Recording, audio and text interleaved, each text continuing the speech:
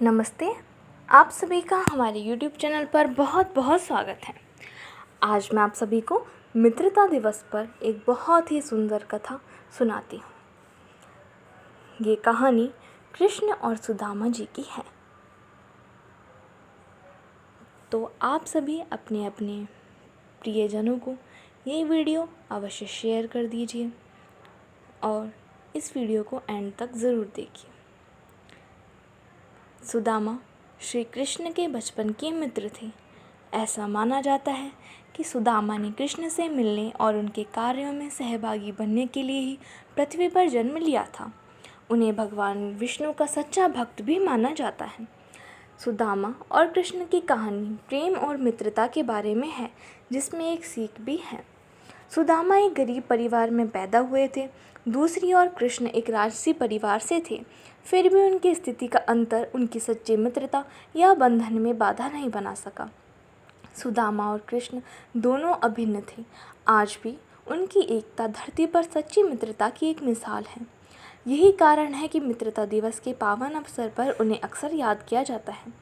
साथ में पढ़ाई खत्म करने के बाद जब तक वे एक दूसरे के संपर्क में नहीं आए, तब तक उन्होंने फिर से मिलने की उम्मीद नहीं छोड़ी थी। सुदामा हमेशा भगवान कृष्ण को अपने दिल और आत्मा में बसाए रखते थे और जब तक वे दोबारा नहीं मिले, तब तक उनके बारे में सोचते रहते थे। वह पूरी घटना जब सुदामा और कृष्ण कई वर्षों बाद मिले, अविस्मरणीय और मार्मिक है। आज भी जब हम उन पलों को याद करते हैं तो उन दोनों के बीच की दोस्ती और एक दूसरे के प्रति प्रेम को याद करके हमारी आंखें भर आती हैं। भगवान कृष्ण और सुदामा बचपन के मित्र थे और गुरुकुल में सहपाठी थे तथा गुरु संदीपनी के मार्गदर्शन में शिक्षा प्राप्त की थी। शिक्षा पूरी होने के बाद वे अलग हो गए, लेकिन ना तो कृष्ण और ना ही सुदामा अपने दिव्य मित्रता को भूल पाए। कृष्ण और सुदामा दोनों बड़े हो गए। सुदामा और उनकी पत्नी ने गरीबी में जीवन व्यतीत किया, लेकिन वे धर्म के प्रति समर्पित थे। लोगों को धर्म का उपदेश देते थे और इस प्रकार उन्हें जीवन का वास्तविक अर्थ बताते थे। इसी बीच भगवान कृष्ण द्वारका के राजा बन गए। जब सुदामा और उनका परिवार गरीबी से जूझ रहे थे और उनके पास अपने बच्चों का पेट पालने के लिए पैसे नहीं थे, तो उनकी पत्नी वसुंधरा ने सुदामा को उनके बचपन के मित्र कृष्ण की याद दिलाई। उन्होंने उनसे अनुरोध किया कि वे उन्हें संतुष्ट करें और कुछ मदद करने का आग्रह करें, लेकिन सुदामा ने केवल मदद के लिए यात्रा करने से इनकार कर दिया, क्योंकि वह कृष्ण के सच्चे भक्त थे और वह स्वयं को स्वार्थी महसूस नहीं करना चाहते थे, क्योंकि वह वास्तव में एक शुद्ध और आध्यात्मिक ब्राह्मण थे। सुदामा अंततः भगवान कृष्ण को प्रसन्न करने के लिए यात्रा करने के लिए तैयार हो गए। उन्होंने एक कपड़े के टुकड़े में कुछ चावल बांधकर वहां से प्रस्थान किया, क्योंकि उन्हें याद आया कि कृष्ण को चावल बहुत पसंद थे। श्री कृष्ण ने सुदामा से पूछा, क्या तुम मेरे मित्र बनोगे? वह आत्मा कितनी भाग्यशाली है जिससे स्वयं भगवान मित्रता का अनुरोध करते हैं। सुदामा हिचकिचाए, क्योंकि उन्हें अपनी निम्न स्थिति का एहसास हुआ।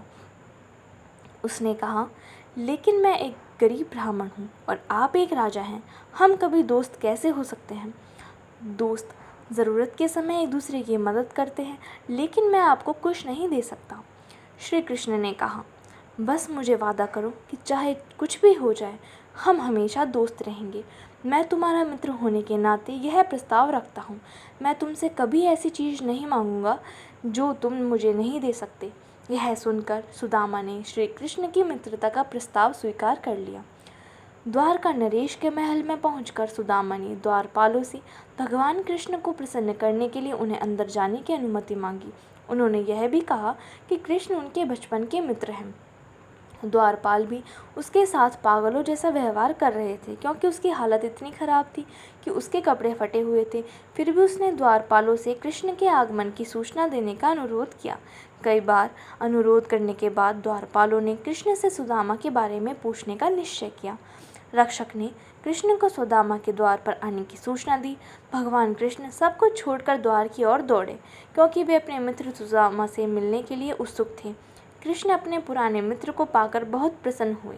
उन्होंने सुदामा की सामाजिक स्थिति का विचार किए बिना सबके सामने सड़क पर उन्हें काफ़ी देर तक गले लगाया।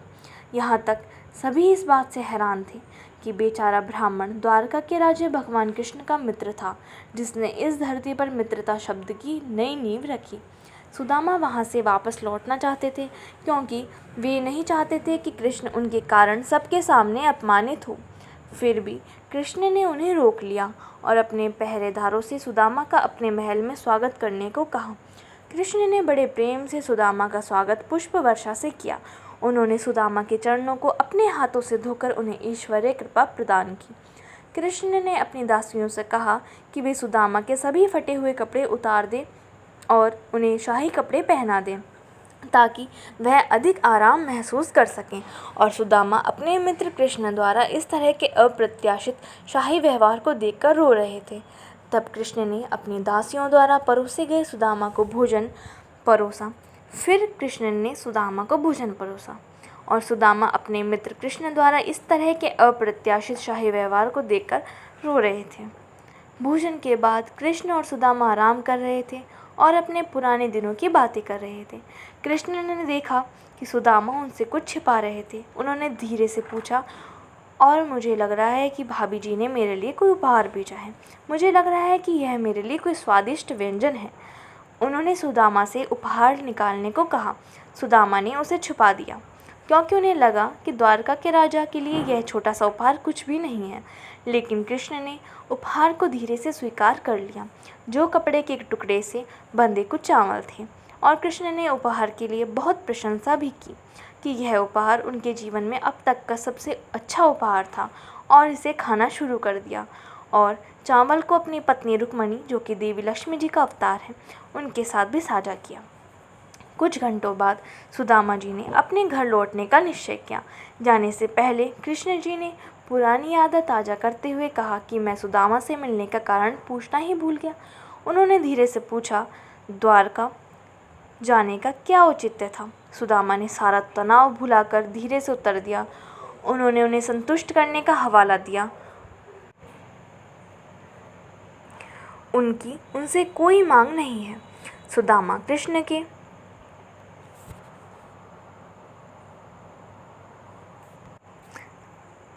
प्रति अगाध भक्ति भाव लिए महल से चले गए। कृष्ण और सुदामा की कहानी हमें इस दुनिया में मित्रता का असली मतलब और महत्व सिखाती है। हमें अपने मित्रों की आर्थिक स्थिति की परवाह किए बिना हमेशा उनकी मदद करनी चाहिए। इसके बजाय कृष्ण जी ने सुदामा को रोककर सबके सामने गले लगाया। यह मित्रता का अमर उदाहरण है। इसलिए आज भी जब भी हम मित्रता की बात करते हैं, उन्हें हमेशा याद किया जाता है। हमें ईश्वर के प्रति अपनी भक्ति और समर्पण के बदले कुछ भी नहीं मांगना चाहिए। क्या ईश्वर हमसे बेहतर जानते हैं कि हमें क्या चाहिए और क्या नहीं? हमें हर चीज़ के लिए ईश्वर पर भरोसा रखना चाहिए, क्योंकि सब कुछ उनकी इच्छा से ही होता है। ईश्वर हमसे कहीं बेहतर योजना बनाते हैं। मेरा विश्वास करूं, सुदामा के मामले में कृष्ण ने उन्हें धन और संपत्ति से पुरस्कृत किया, जबकि सुदामा जी ने भगवान से कुछ भी नहीं मांगा था। ईश्वर हमेशा सच्चे लोगों को पुरस्कृत करते हैं।